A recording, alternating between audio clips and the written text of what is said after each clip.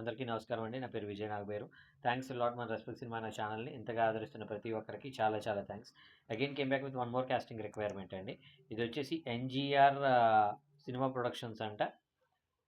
So auditions, movie auditions in Hyderabad అంటున్నారు. Hero age వచ్చేసి 25 సంవత్సరాలు ఉండాలంట. హీరోయిన్ ఏజ్ వచ్చేసి 18 నుండి 20 సంవత్సరాలు వాళ్ళు ఉండాలంట. అలాగే మెయిన్ విలన్ నలుగురు కావాలంట. వాళ్ళ ఏజ్ వచ్చేసి 25, 30, 35 ఇలా డిఫరెంట్ ఏజ్ గ్రూప్స్లో ఉండాలంట.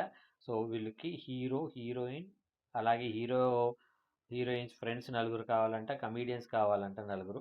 సో మీరు వేరేనా అప్రోచ్ అవ్వాలి అనుకున్నట్లయితే వాళ్ళ కాంటాక్ట్ నెంబర్స్ అనేవి నేను మీకు చెప్పే ప్రయత్నం చేస్తాను.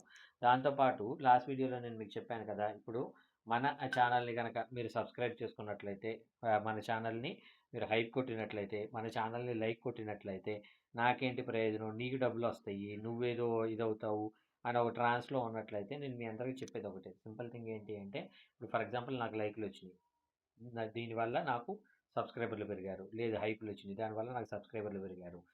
నేను యాక్చువల్గా మన మన ఛానల్లో కూడా చాలాసార్లు అనౌన్స్ చేశాను. నాకేంటి అంటే ఒక 10 లక్షలు పెట్టుబడి పెట్టే ఒక ఫైనాన్షియర్ కావాలి.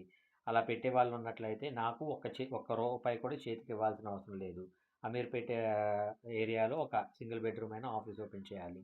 దాంట్లో ఒక ఎడిట్ సూట్ పెట్టుకోవాలి. ఆ ఎడిటర్కి శాలరీ ఇవ్వాలి, కెమెరాస్ కొనాలి, కెమెరామెన్లకు శాలరీ ఇవ్వాలి, షార్ట్ ఫిల్మ్స్, యూట్యూబ్ సిరీస్లు చేస్తాము. దానికి సంబంధించిన ఖర్చు ఏదైతే ఉందో నెలకు కనీసం 50 నుండి 60 వేలు ఖర్చు వెళ్తుంది. సో ఆ ఖర్చు వెళ్తుంది కాబట్టి దాని ప్రకారం మనం ఆ వచ్చింది ఏవైతే ఉన్నారో అది వాళ్ళకి వచ్చేటట్లు ప్లాన్ చేద్దాం. రేపనే రోజు మనం కూడా ఒక సుమన్ టీవీ లాగా, ఒక ఇన్ఫినిటమ్ లాగా, ఒక చాయ్ బిస్కెట్ లాగా, ఒక వైరల్లీ లాగా ఇలాగ మనం ప్లాన్ చేద్దాము అనేది నేను చెప్పాను. అయితే ఇనీషియల్గా నేను చేసిన తప్పేంటి అంటే, నాకు 10 వేలు పెట్టే వాళ్ళైనా రండి అనే టైప్లో నేను చెప్పాను. అలాగే నాకు సమ్వేర్ అబౌట్ ఒక 70-80 మంది వచ్చారు.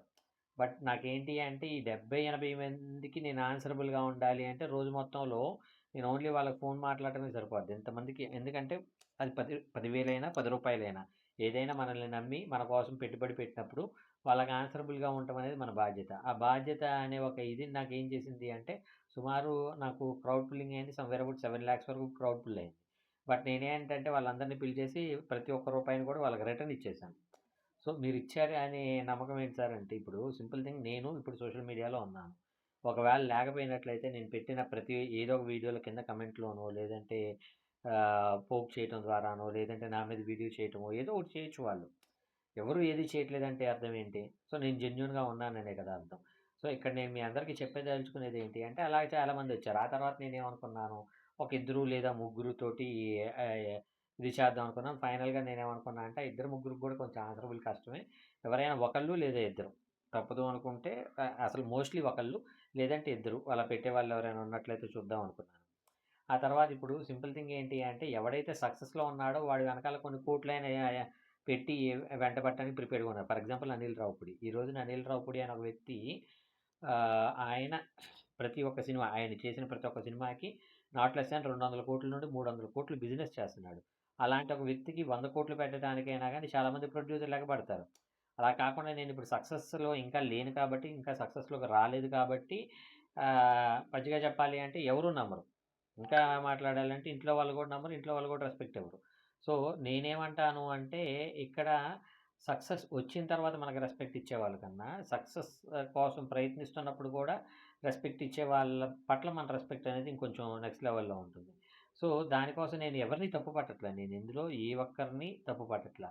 నేను చెప్పేది ఏంటి అంటే, సింపుల్ థింగ్, మనకి సక్సెస్ తెచ్చుకోవడం అనేది మనదే బాధ్యత. దానికోసం ఎవరినో బ్లేమ్ చేయడం అనేది మూర్ఖత్వం అనేది నేను చాలా బలంగా నమ్ముతాను.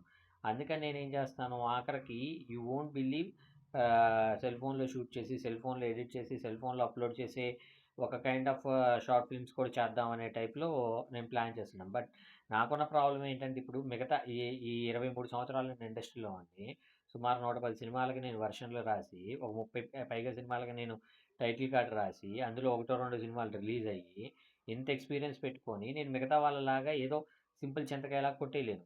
నాకంటూ ఒక రెస్పెక్టివ్ టోన్లో చేద్దాము అనేది నా మెయిన్ ఉద్దేశం. యాజ్ మన ఛానల్ పేరు రెస్పెక్టివ్ సినిమా కాబట్టి.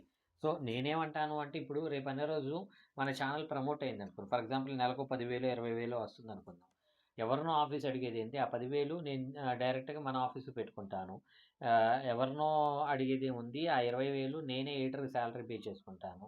అలాగా నాకు డిఫరెంట్ డిఫరెంట్ థాట్స్ ఉన్నాయి. అప్పుడు నేనేమంటానంటే నా దగ్గర ఇంతుంది కాబట్టి, నేను ఎవరికి అవకాశం ఇవ్వాలి అంటే, ఎవరో ఆల్రెడీ స్టార్ అయినోడిని తీసుకొచ్చి వాడికి డబ్బులిచ్చి పెట్టుకోవడం కన్నా కూడా, ఒకడిని స్టార్ చేయటం అనేది ఎక్కువ కిక్కిస్తుంది. అంటే మిమ్మల్ని స్టార్ చేయటానికి నేనేం చేస్తాను, ఇందులో నాకెక్కువ లైకులు ఎవరు చేశారు అనేది నాకు యూట్యూబ్ అల్గోరిథం చూపిస్తుంది. అలాగే ఎక్కువ కమెంట్లు ఎవరు చేశారు అనేది కూడా యూట్యూబ్ అల్గోరిథం చూపిస్తుంది. సో, ఈ నెల ఎవరు చేశారు, పోయిన నెలలో ఎవరు చేశారు, ఓవరాల్‌గా నేను ఛానెల్ పెట్టినప్పటి నుండి ఎవరు టాప్‌లో ఉన్నారనేది చూసుకొని వాళ్ళని పిలిచి, అయ్యా మీకేంటి ఇంట్రెస్ట్ యాక్టింగా? సరే యాక్టింగ్ చేయండి. లేదు డైరెక్షనా? సరే మీరు డైరెక్షన్ చేయండి నేను బ్యాక్ ఉండి సపోర్ట్ చేస్తాను. లేదు రైటింగా? సూపర్ అసలు మీరు రాయండి. అనే టైప్‌లో ఎవరికి ఏది ఇంట్రెస్ట్ ఉందో దానికి సంబంధించి మిమ్మల్ని పుష్ చేయడానికి ప్రతి ఒక్క సెక్టార్‌లో నేను ఉంటాను అనేది నేను మెయిన్‌గా చెప్పేది. హోప్ మీకు అర్థమైంది అనుకుంటున్నాను. ఇంకా మీకు ఇలాంటి డౌట్స్, క్వెషన్స్, క్వైరీస్ ఏదైనా ఉన్నట్లయితే తప్పకుండా కామెంట్ రూపంలో అడిగే ప్రయత్నం చేయండి. ప్రతి ప్రశ్నకి సమాధానం చెప్పడం జరుగుతుంది. So, getting back to the casting requirement వీళ్ళ సెల్ నంబర్ చెప్తాను నోట్ చేసుకోండి. 8341 ఇది ఫస్ట్ నంబరు. ఇంకో నంబర్ చెప్తాను. 9701216141 ఇంకొక నంబర్ ఉందండి. 9440254128 డిస్క్లైమర్ అనేది మీ అందరికీ తెలిసిందే కదా! నేను పెట్టే ఏ పర్టిక్యులర్ కాస్టింగ్ రిక్వైర్మెంట్‌కి నాకు ఎటువంటి వ్యక్తిగతమైన లావాదేవీలు లేవు. వీళ్ళెవరో కూడా నాకు తెలీదు. వీళ్ళల్లో ఎవరైనా మిమ్మల్ని డబ్బులడిగినా, లేదు డబ్బులిస్తేనే మీకు అవకాశాలు ఇస్తామన్నా, లేదంటే కొన్ని రకాల పనులు చేస్తేనే మీకు అవకాశాలు ఇస్తాను అన్నట్లయితే నమ్మకండి, మోసపోకండి, జాగ్రత్తగా ఉండండి. వీడియో నచ్చిందా? లైక్ చేయండి. వీలైనంత ఎక్కువ మందికి షేర్ చేయండి. ఎవరైతే సబ్స్క్రైబ్ చేసుకోకుండా చూస్తున్నారో ప్లీజ్ డూ సబ్స్క్రైబ్ అండ్ కమెంట్‌లోకెళ్ళి హైప్ కొట్టడం మర్చిపోకండి. Thank you and all the best.